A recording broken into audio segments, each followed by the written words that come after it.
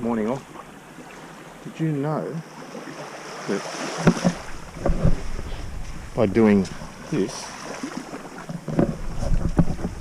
potentially you could be incurring yourself a pretty large fine? If you want to know more, keep watching. As a general rule, we go fishing.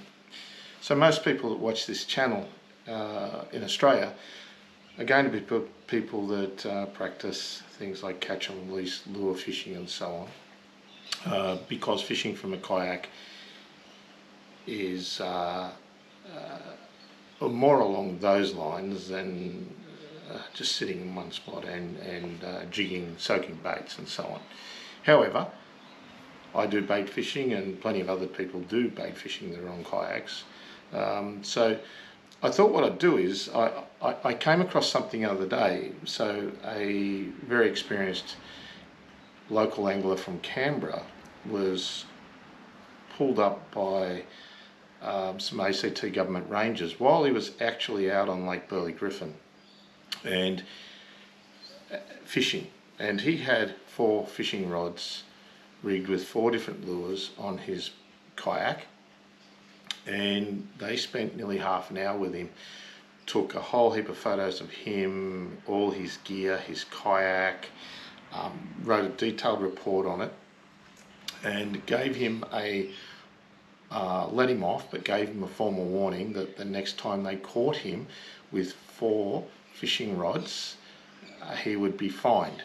Now, under the ACT rules and regulations, they can fine you, and I'm not saying they would have fined him this amount, but they can fine you up to $5,000. So he contacted me and told me this story, and I thought, well, you know, what's going on here?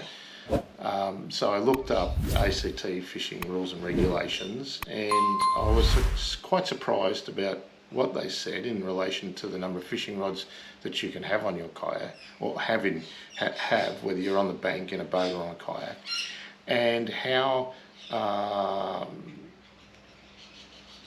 quite unclear those rules and regulations were, because they were quite vague. So I thought I would write to the relevant ACT government department and get some clarification, and these are their answers. So what I wrote was in regards to the number of lines or rods that you could use, whether you're bank fishing, whether you're boat fishing or kayak fishing. And the response I got was, yes, the 2-rod rule is not explicitly clear in the existing documentation or their website. We are updating these resources in conjunction with the associated legislation. Legislative changes do take time to implement and approve. However, work has commenced, and we will be communicating these changes to the public and the fishing community as soon as practicable. The current legislation and associated declarations state that no more than 2 rods are permitted in open waters. So effectively that's all the lakes, Murrumbidgee River and so on, except in closed sections or trout waters. And only 1 rod in use or possession in trout waters. The 2-rod rule also applies to the Murray cod catch and release zones. Relevant legislation can be found, and I'll throw all the links up in the details section of the below the video. If you click on those links, you'll be able to read them. I asked them to clarify what they meant by attended rods. So in not just the ACT, but all the states, New South Wales and so on, they talk about attended rods. So I've asked the ACT, what is a clarification on attended rods? This applies to rods that are deployed and in use. You are not permitted to have any additional rods in your possession or in your vehicle parked beside public waters, or in your boat locker, or on the bank, and not being used.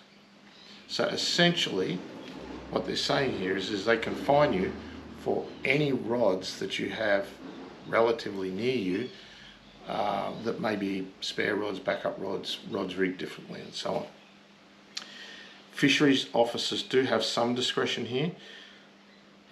This rule is designed to discourage anglers from using too many rods or having additional rods in their boat, car or on the bank that can be deployed at any time. So clearly those guys that we see on the sides of rivers and lakes and so on that have got 4, 5 and 6 set lines all out, and they're sitting there and they've got a cod or a carp or a flathead or whatever, and it's up on the bank and it's flapping around, and they don't really give a stuff. You know the guys that I'm talking about. They're the guys that they should be targeting. If you're going out in a boat and you've got rod lockers on your boat and you've got a dozen rods in your boat, you're not using a dozen rods, you're only going to be using one if you're lure casting. How many of you lure cast with 2 rods? None of us. We all lure cast 1 rod at a time. But if I'm on a lake in Canberra and I'm fishing for redfin, I'm not using the same outfit that I'm going to use for, say, cod, right? And depending on how I'm fishing for cod, I may have a different type of outfit. I'll have a different rod for soft plastics than I will have for hard body lures.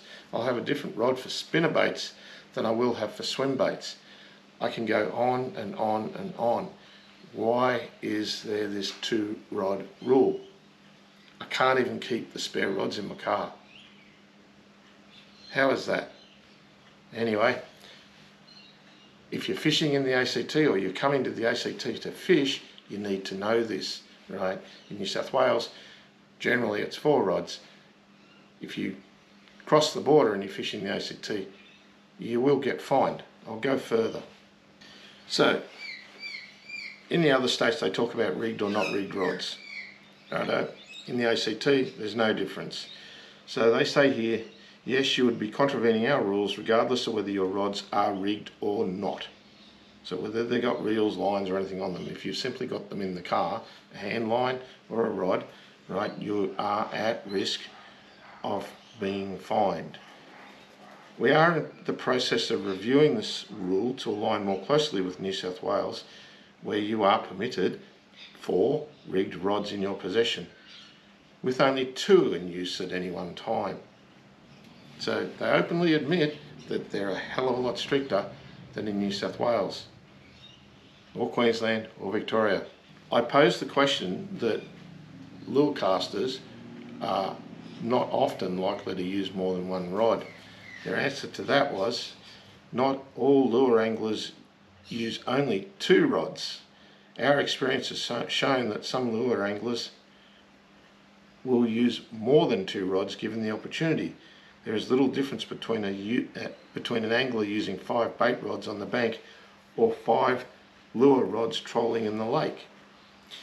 I don't know about you, whether it's on a boat or a kayak, but if you're trolling 5 rods, you've got a lot of pain on your hands when you hook up. I would probably suggest that you're unlikely to troll more than 2 rods, and if there's 2 of you in the boat, you know, look, 5 rods out of a boat, that's just crazy on an inland lake. I don't, you know, anyone who's doing that's a little bit bent. I did also question them about what happens with dugong. So those of you that don't know, dugong is a premium fishery lake located in New South Wales, quite close to Canberra. It is part of Canberra's water supply, and it is managed by ACT Parks and Recreation rangers. And if you've ever fished in that lake, you'll often have the rangers talk to you about the number of rods and so on, and how are you fishing and what have you. I've clarified whether it is, in my mind, it's New South Wales fishing rules, but I thought I'd get a clarification on that, and they've answered that for me. Yes, dugong fishery falls under the New South Wales jurisdiction and regulations.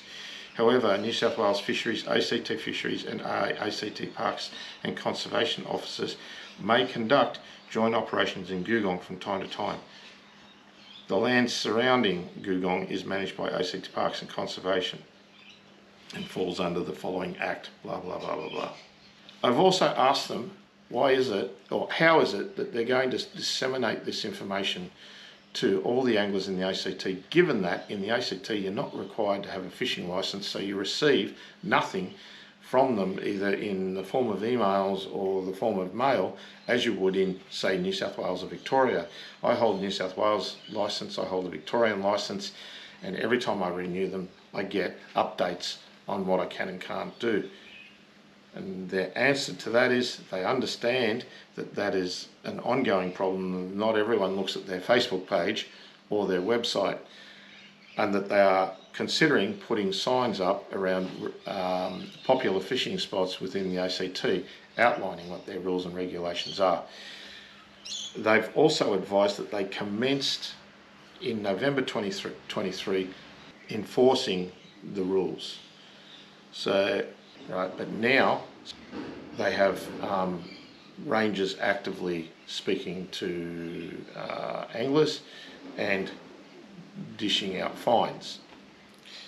Just so that we're clear, so if you're recreationally fishing in New South Wales in the salt water, you are allowed a maximum of 4 rods or lines, any one person, and they are rigged rods or lines, and any spare lines that you have on you, spare lines or rods, should not be capable of taking a fish, i.e.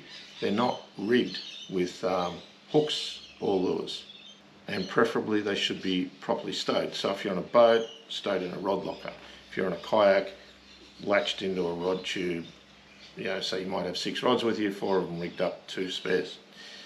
So that's salt water. Freshwater in New South Wales is a maximum, so this is non-trout waters, general waters, 4 rigged lines or lures, or with hooks or lures. So spare rods or reels should not be capable of taking fish. So that's general inland waters. But my understanding is that you know, maximum of 2 rigged lines in inland waters. So know your rules.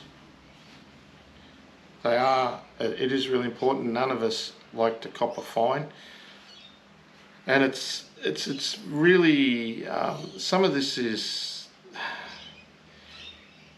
you know, this really does my head in a little bit.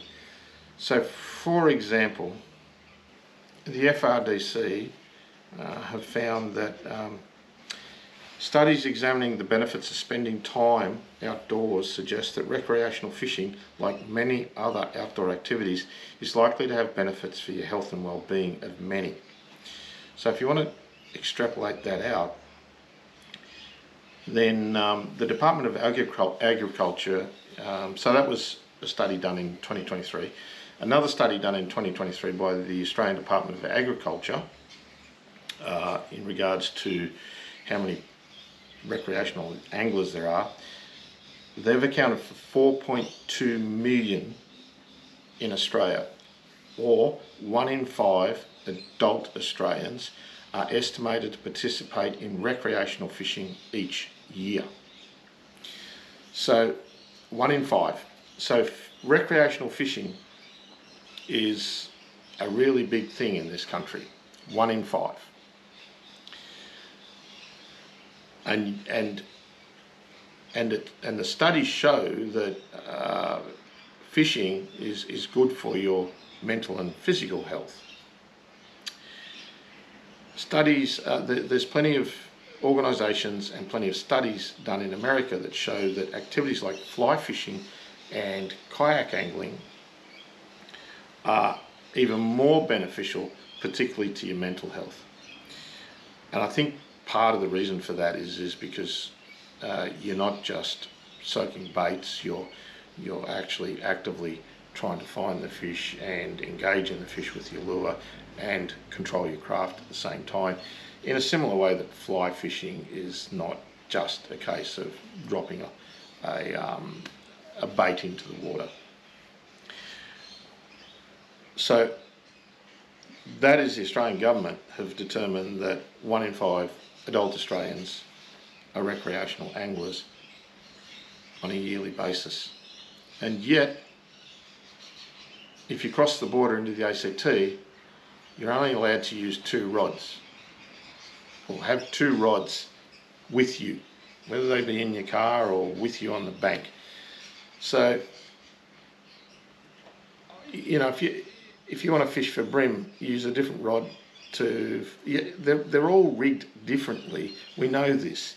You've got, you know, you go into a fishing store and fishing rods are not fishing rods. They're designed for different types of lines. They're designed for different types of lures. They've got, they react differently in terms of how they bend, where their load points are.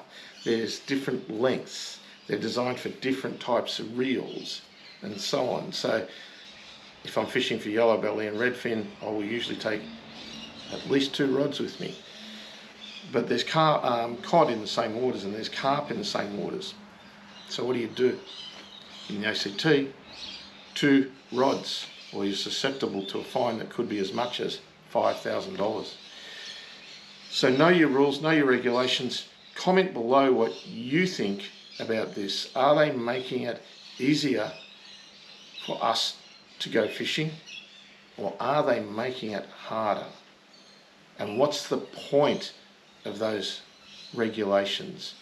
What is the point of limiting me on how many fishing rods I can take? I'll go back to my example. The guy sitting on the bank with his chicken or his corn and his bucket, and he's got 6 rods all on stakes, all set out there with fixed lines, set lines. We've all seen them, as I said.